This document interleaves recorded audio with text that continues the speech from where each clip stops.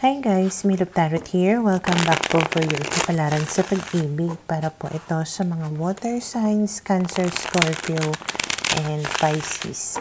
Maglalagay na lang po ako ng timestamp sa may description box para po mapuntahan ninyo ang inyong zodiac signs. Pero syempre, this is a general reading kaya hindi po lahat ay makaka-relate.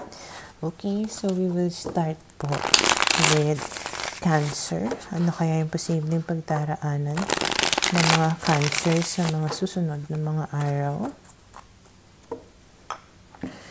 Okay, so we have here the Star, Eight of Pentacles, Temperance card, and then we have here the Queen of Swords. Okay, parang meron kang pinagtatrabahuan or meron kang pinag-e-effortan na maaaring magkaroon ng magandang result. Okay? Parang this is the perfect time for the realization of your dreams, for your dreams coming true. Pero kumbaga, itong mga dreams mo na ito, talagang produkto siya ng iyong pagtatyaga. Okay?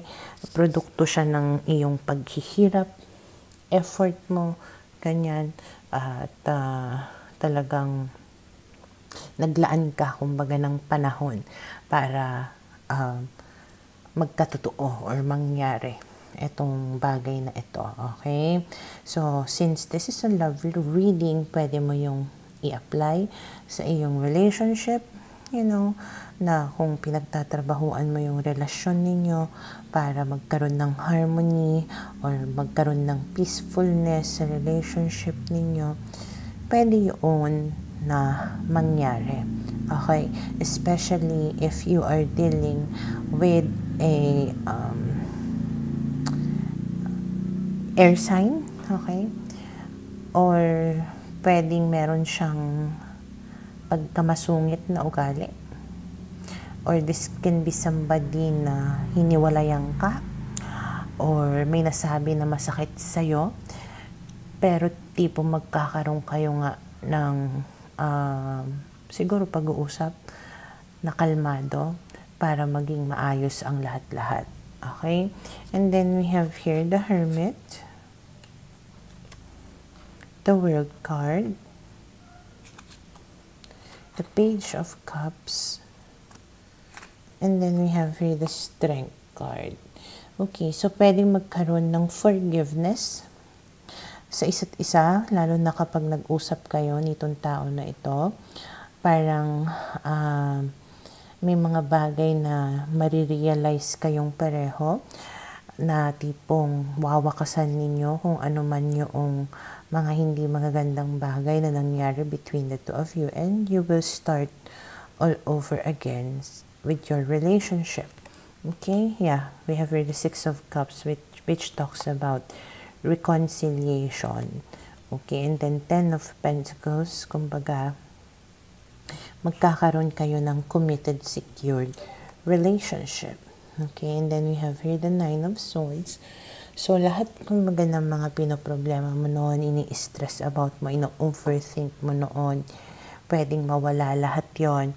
Parang mas magiging ka na nga, meron ka ng peace of mind kasi mabibigyan ka na niya ng security. Okay, and then we have here the Eight of Cups, the Ten of Swords. Parang mariresolusyonan yung mga problems ninyo na tipong nakabuti rin siguro yung time na naghiwalay kayo or nagkalayo kayo. Parang nahanap ninyo kung ano yung gusto ninyo sa relationship, and parang na-realize ninyo kung ano yung halaga ninyo sa isa't isa. Kaya tipong pwedeng mawala, kumbaga, yung mga naging issues ninyo before because of that, because you will both want to make things work and put an effort na in the relationship. And because of that, we have here the Sun, which says na magiging masaya kayo. Positive changes are about to happen in your relationship with this person. Okay? So, for now, ito yung nakikita ko na posibleng mangyari sa mga Cancer. Para sa mga Scorpio, okay, we will see ano kayang posibleng pagdaraanan ng mga Scorpio sa mga susunod na mga araw. Okay, we have here the Six of Pentacles, the Eight of Pentacles, the Chariot, and we have here the Temperance card. Okay, in terms of finances, mukhang magiging maganda naman ang financial status ninyo. Ibig sabihin, makakapag-provide kayo or maibibigay ninyo lahat ng pangangailangan ng mga mahal ninyo sa buhay, as well as kung ano yung pangangailangan mo as a product of your hard work. Okay, there is success for you here. And Temperance, mukhang magiging kalmado naman ang lahat-lahat. But since this is a love reading, it means na pwedeng magkaroon kayo ng give and take sa relationship ninyo. Okay, na kung ano yung naibibigay mo, yun din yung naibibigay niya or nasusuklian niya ito.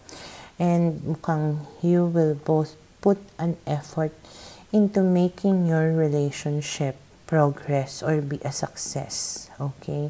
And because of that, parang harmonious or peaceful yung relasyon ninyo sa mga susunod na mga araw. Okay? And then we have here the King of Cups, which means na mahal ka nitong tao na ito. And then we have here the Queen of Swords, Nine of Pentacles. And then we have here the Hierophant. Hindi ko lang alam kung meron ditong isang tao na umiepal sa relasyon ninyo. Parang china-challenge yung relationship ninyo. Pero kung confident ka, secured ka, pwede ninyong malagpasan ito. Okay? Pero pwedeng baka ikaw lang din to na nagsusungit, nagmamatigas,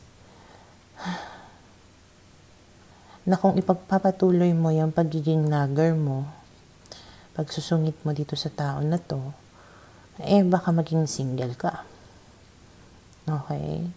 Kaya maybe that's one thing that you need to work on, okay, in order to have peace in the relationship. And then we have here the Three of Wands. Definitely magkakaroon ng mga positive changes in your relationship na tipong basically yung mga sinasabi ng cards dito ay progress, success, okay, things changing for the better, okay, making the right decisions, ganon. So nag-expand kumbaga yung relationship ninyo or yung understanding ninyo sa isa't isa. Okay, mas nagiging forgiving kayo, mas nagiging understanding, okay, kaya mas nagiging kalmado yung pagsasama ninyong dalawa. And then we have here the Four of Cups, and then the Death card. So magkakaroon din kayo ng some kind of transformation, especially when it comes to how you handle disappointments, discontentment, okay, or pwedeng hindi ka na masyadong nagsisik sa kung ano yung wala yung relationship ninyo. But instead, you are focusing on what you both have at pinapatibay nyo at pinapalago nyo kung ano yung meron kayo instead of being disappointed sa kung ano yung wala. So, parang fino-focus mo sa good side instead of looking at the bad side. Okay? And then we have here the Seven of Swords. Hindi ko alam kung Ikaw ba yung may itinatago sa relationship or siya?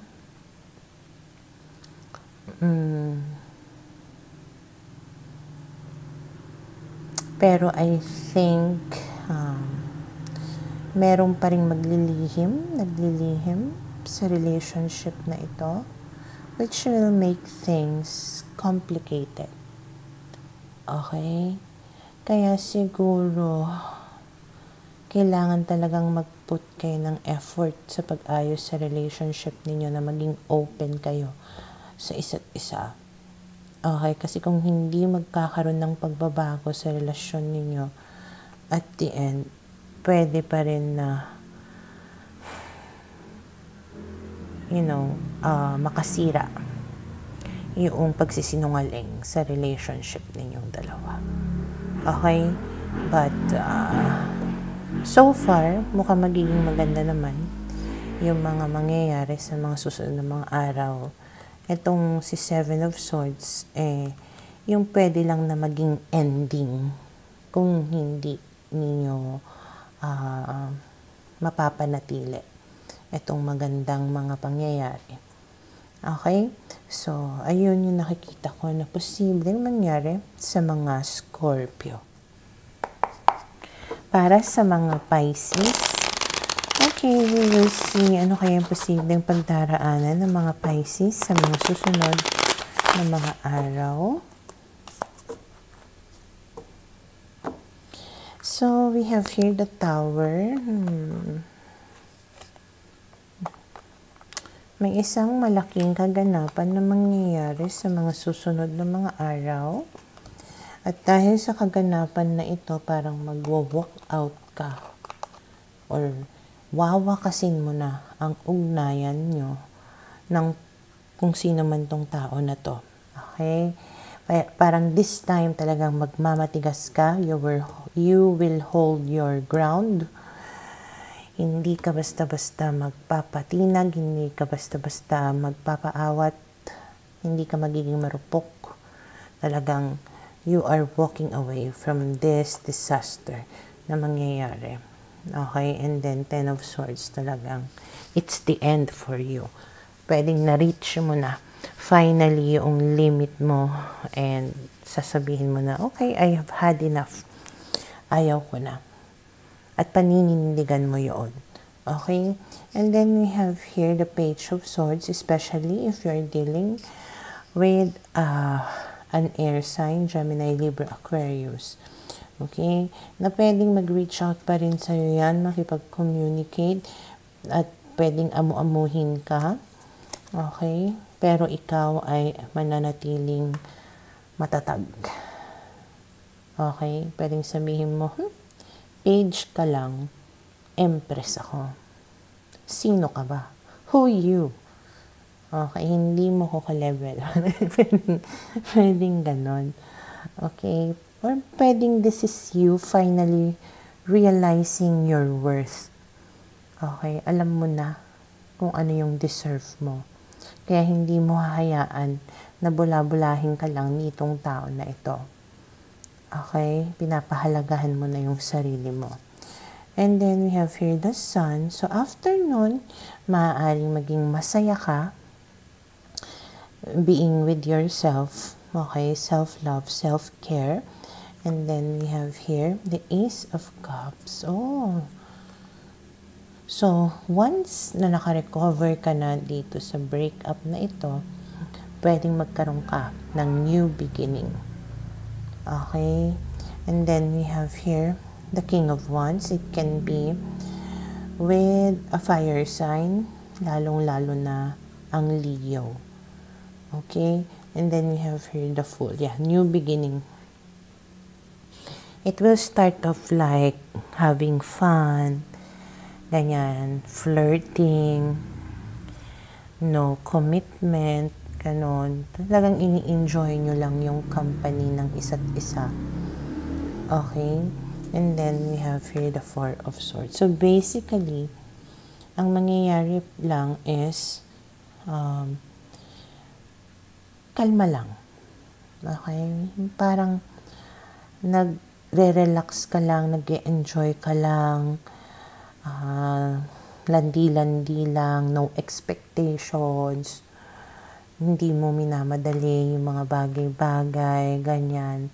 Whatever will happen, ganon. Kasi, parang you have found a new confidence with yourself, which you will enjoy in the next couple of days. So, hindi ka natatakot na hindi ka committed sa iba. Hindi ka natatakot na mapag-isa. Parang you are comfortable in whatever situation you are in. So, hindi ka rin nagde-demand, hindi ka nag-expect. Parang kalma lang. Okay?